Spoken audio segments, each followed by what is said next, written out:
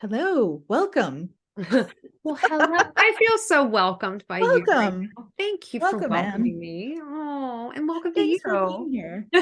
Oh, thanks for having me. And hello and welcome to all of our listeners. And thank you for being here too. And guess what we're going to be talking about today as we welcome you to the podcast, everybody. Did we bury the lead? We want to talk about how to make people feel welcome. That's Mhm. going to be the topic today because I think it's one of those things that we forget about. We forget social Yeah. media. We forget that it's actually social, and part Mhm. of being social is like, okay, a kid comes to my house. I'm not gonna like open the door, walk out to the driveway, and go, okay, so I have a book and I wrote this thing and I did it. No, I'm hi, how are you? I'm gonna hug you. I'm gonna bring you in. We're gonna make coffee. We're gonna sit down. We're gonna like screw around for a while and chit chat, and Yeah. we'll make our way out to the yard where eventually we'll start talking about books. But you don't come in with your flag flying right away. Yes. Or you're gonna be like, oh my God, did you hear about this thing? Or like, look at this funny video, Yes, like this is a little bit of me. Come here. I want to show you things my you actually garden. share with friends. Yeah. Yes, like here's the stuff that's going on. But yeah, it's like how to Yeah. make people feel welcome because we forget that. And I think that this is something that not only in social media, but in our newsletters and on our websites as Oh, well. yes. Newsletters, especially, I think that a lot of us feel like afraid to do more of the personal stuff or not sure what to share. And but Mhm. like endearing people to you, making them feel part of your community, making them talking to them like your friends, is so much a part of like building a readership community, building, those super fans. And for me, it's like the most joyful part of all of those things. Like my last newsletter, I think I was talking about how my birthday's right around Easter. And so as a kid, I always thought that like bunny rabbits and pastel colors were like a me thing, Oh like I my God, that's so didn't cute. associate the fact that it was like that. And so I said, do any of you have holiday birthdays? Did you, like were the Yeah. fireworks on the 4th of July? Did you think it was for your birthday or like are red and green your colors because you're around Christmas or whatever? And I got so many responses and it was just really great hearing everybody's stories about like their birthdays and I felt like I got to know them better and they got Yes. to know me better and it was this really like, it's one of those things that I think that they'll probably hang on to a lot more than like the pre-order that I had going on. You know what I Yes, mean? Like it that's is. those are the things that make me I know this sounds strange, but makes me a real person to people. I'm not just a business, I'm not just a sales machine. I'm a real I'm a real human. Yeah, And I showing want your people to face. know that like I want them to feel connected to me as, Allie and not just me as like A.K. Mumford, this abstract author. Yeah. Was it letting people know, like, show I put George is on like featured in on my social Yeah. media and in my newsletter. He and Charlie, our other dog, make it in the newsletters quite often. And I love sharing about them because that brings up, I have found so many other dog lovers and authors and readers in my community that then it's like, yeah, it's like, Yeah. And you know what's interesting is you can still do this even if you want to remain anonymous. You yeah, can do this even if you're faceless, even if you're yeah, doing just book flip videos or aesthetic videos or like, yeah, as having the TikTok read out the questions so that people don't hear your voice. Like there's so many ways that you can do this, but really like all of our social platforms we are the hosts of those spaces. And I think we forget that sometimes, that we yes. forget that there's a community of people who are watching our videos or seeing our posts, and we kind of treat them like kind of a shouting into the void, and we might catch a few each time, you Yes. know. Yes. Um, always shooting for just the viral videos that will be like these kind of like sea of random egg-shaped profile faces and stuff, and we forget that there's real people who are watching those things who want to really connect with someone. And you can do that in so many ways, but I think that getting to know your community, asking them about that, sharing things about yourself, even if it's just like I'm really into this TV show right now, or really, I read this book and I loved it, or like, what color do you associate with this genre? Like those Yeah. sorts of things really endear people to you, or asking questions about, like, what do you think would be better? Do you like this or that? Yeah. Getting to know your audience and sharing a little bit about yourself makes people feel like, they're a part of something, and then not just kind of like voyeurs, they're Yeah. like welcomed into your space. They want to feel like they're able to add to the conversation. And I think about like, I feel like a lot of places this gets overlooked too, besides, like in newsletters or websites, but also in Facebook groups, because a lot of folks have author groups and reader groups and communities they've started on Facebook. And I have been guilty of this myself, where I've got this reader group that then I'm like, oh, because I'm so busy doing all the things, like, oh, I'm going to pop back in and Mm, and put something in there, and I feel horrible because I hadn't taken the time. This was a while back where I wasn't going in and asking questions, and I am trying to get better at getting into that group. And I want to talk to them about what they're watching on television. I want to know what they're reading and ask. And I think that's something that we have to do like you have to think about it in everything that you're in. mhm. But also like for me with my and if you're in my Facebook VIP readers group, I apologize first because I do come over there, but it's like I am definitely way more active in other places, but that Mhm, doesn't mean that I don't not think about those folks and want to show up when I go in there and start to plan something with them. And it's mhm. usually Sabrina, my PA, who she'll go, maybe we should do some, like, yes, and she'll help me Yeah. pick out some graphics like at Halloween. Do you like this or that? Where we talked about candy. And that was a great riveting conversation for chocolate lovers because we had Yes. I think we talked about Christmas cookies at the holidays. Like there's certain things I think you can get into, and Mhm. you have to take the temperature of the group that you're talking to as well, because again, it's welcoming. Like who are the people that you're welcoming in to Yeah. have a Well, there's conversation certain topics that I think almost everyone has an opinion on, about? Mhm. and those are great kind of conversation starters. But even more than just the questions themselves, like whatever kind of content you're posting, like, are you engaging with people in the comments of those things? That's another Yes. huge part of the welcoming aspect. Because even, if you're posting, let's say, like an aesthetic book trailer sort of video, that doesn't it's not asking them to comment necessarily, but I'm sure you will have people commenting saying like, oh, this is beautiful, or I love this, or I'm excited about this, or whatever it may be. And if they're just saying that to kind of a blank page Nothing.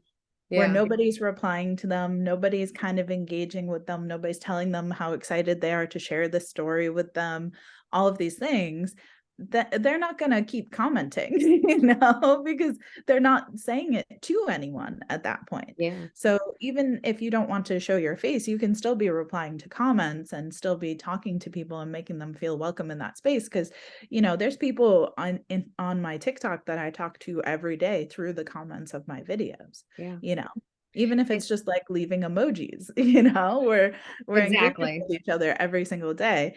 And I feel like those are the people that I feel so much more connected to.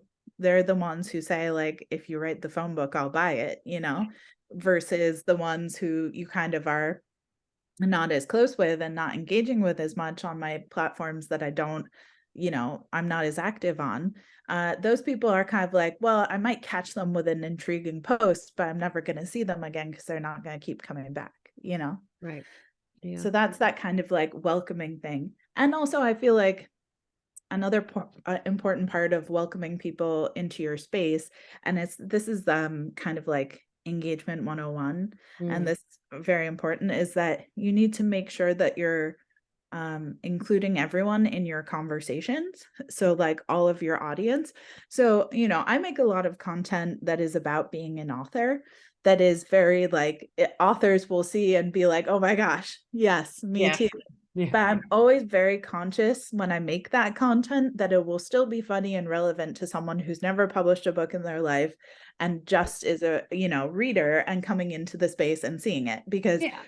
my audience is both authors and readers.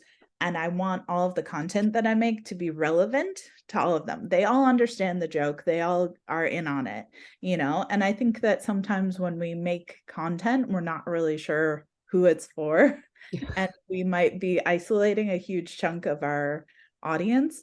So that's just something that's important to remember as well, is like, if people need to ask several follow-up questions to understand what you're talking about, then you kind of There's a failed at problem. Yeah. welcoming people into that space. Yeah.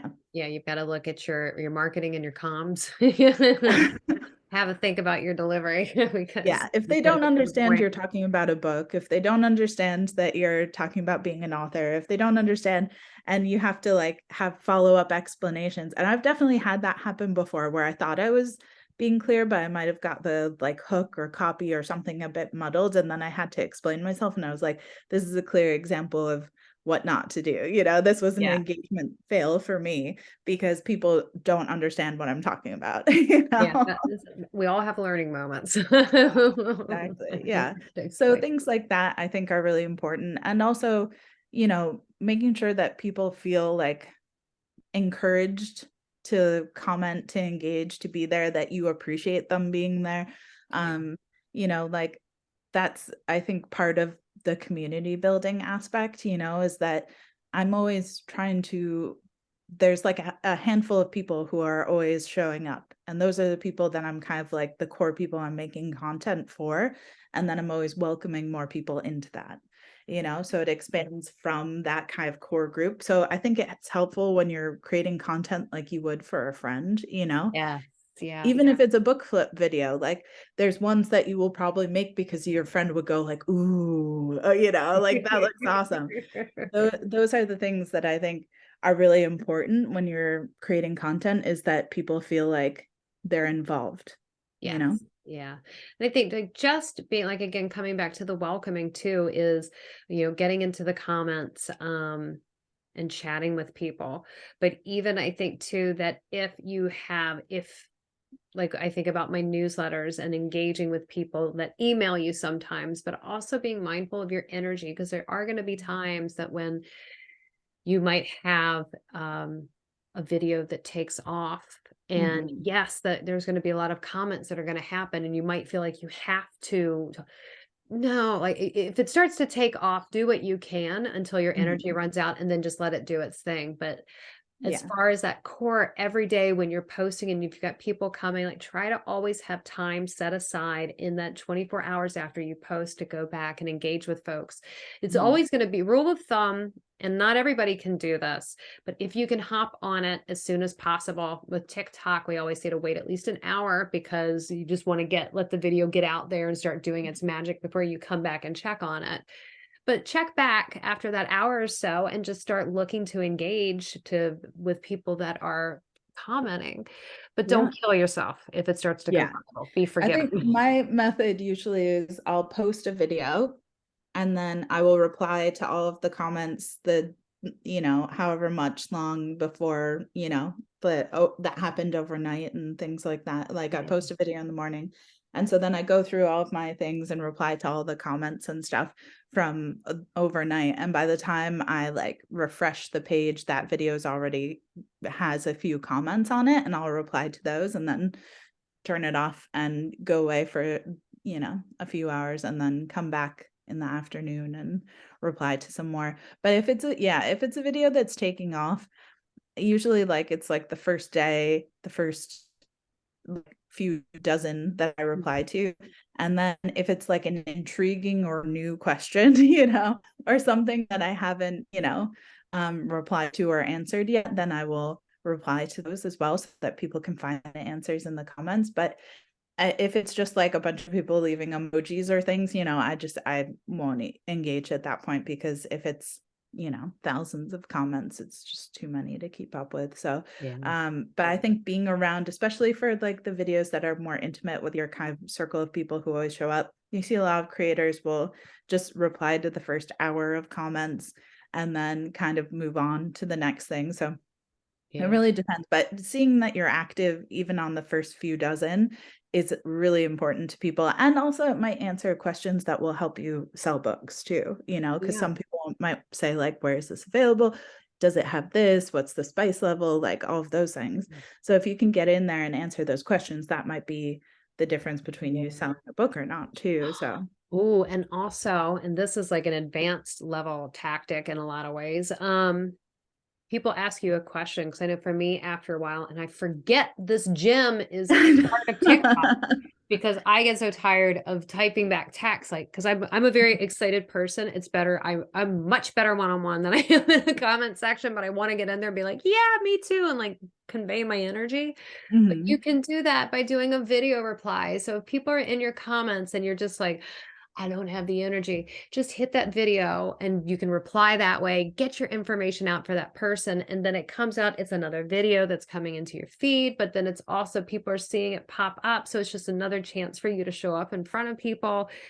And it's also welcoming because I do feel like whenever they're seeing our face or us in there, and if you're somebody that is doing it more anonymous and you're able to even just put, if you're doing it anonymously and you want to show your love back, I would almost say, like, think about that scene in Love Actually when Yeah, Rick yeah. Grimes from Walking Dead is there with the signs and flipping the Yeah. signs up about his love for Keira Knightley. And if you've never seen the movie, I ruined it for you and I'm sorry. Yeah. For It's been out for like a decades while. at I this know. point. Yeah. I mean, Hugh Grant was Like quite young in that movie. I think we're okay. I love that But movie. yeah, you can even have TikTok read out the text, as Hmm. replies and stuff. But I will say that if you're trying to build a community, if you're trying to like engage with people, having your face there is Definitely. more effective at having people feel connected with you. It's why books with the author's photo on the back sell better than books without it. It's like once they realize that it's a real person who wrote Yeah, this they get book. to know you. And a lot of it too, I almost feel like that's the same way, like for me, when people are commenting, because then I see that there are these people, because I'm like thinking like automatically as we're talking about this, I can think of 5 to 10 people on TikTok and Instagram that if I see them in my comment section, and my comments could be taking off, I'm going to see their names pop up. I am on Mhm. them. Like, I don't know. Like, I'm just Yeah. like right there, like, hi, how are you? Thanks for being here, Yes. because they always show up and they're always there in some supportive way. And I always want to make sure I go to support them too, because they've, especially like 3 that I can think of right now that follow me, come like from the journey, that they always show up. And there are more than that, but you've got those people that as their names pop up, you're like, oh, how are you? And how, like, that they're Mhm. a friend. They become, it's Yes. social media at that point. They're at the party, they're in your community. And yeah, it's cool. Yeah, that's the difference between building super fans. So it's like you can create a video where it's really endearing and it sells your books, which is awesome. And like that is very effective. And if that's your strategy, great. But if you want to have people who keep coming back, who keep buying everything you do, who every time you send anything out, new merch, new things, new Patreon, Yes. whatever, they're Yeah. there, they're showing up. Like those are the people who that face-to-face engagement is so valuable for. So it's like, it's the difference between if your goal is building a community, building a readership, building a fandom, versus like having a viral video that will sell a lot of books. And then you have to kind of find a way to reach all those people again, Yeah, exactly. Like and hope you can having kind of capture that lightning in a bottle again. So it's like the tortoise and the hare sort of approaches there. yeah, and it is like the fandom of it, because I think that is, to me, that is like what I love about it. It's not just Yeah. that the fandom, but it's about having those people there. Cause like I want to do something where I'm going somewhere where I get to like tap into a community. Like, oh, I'm back in the States. Wouldn't it be great if I'm in X state, if I'm able to see so and Yes, so and so yes. and so who I know, who I've met, and you can Mhm. have coffee with them. And like you just start building this community around yourself of people. And I've met authors and other folks in the same way. Like you just become, Mhm.